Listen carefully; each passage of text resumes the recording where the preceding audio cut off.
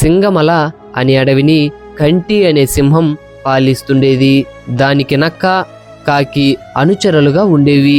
ఓ రోజు కాకి ఎగురుకుంటూ వచ్చి మన అడవికి దూరంగా ఉన్న ఎడారిలో ఒంటెను చూశాను.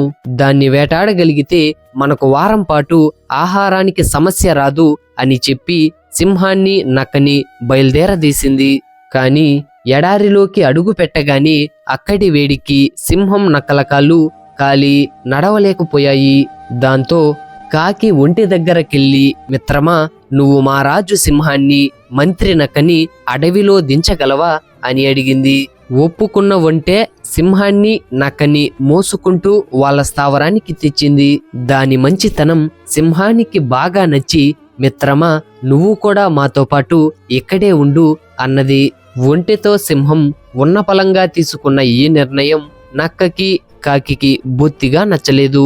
అవి ఓ ఉపాయం పన్నాయి. మహారాజా, కాళ్ళు కాలడం వల్ల మీరు ఇప్పట్లో వేటాడలేరు. మీరు ఆకలితో ఉండడం మేము చూడలేము.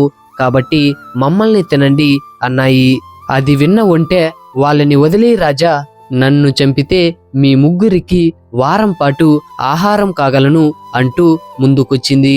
నక్క, కాకి ఆ మాట కోసమే ఇలా నాటకమాడాయని సింహానికి అర్థమైపోయింది. దాంతో సరే, ఒక్కొక్కరు వరుసగా రండి, ముందు చిన్న జీవితో మొదలు పెడతాను.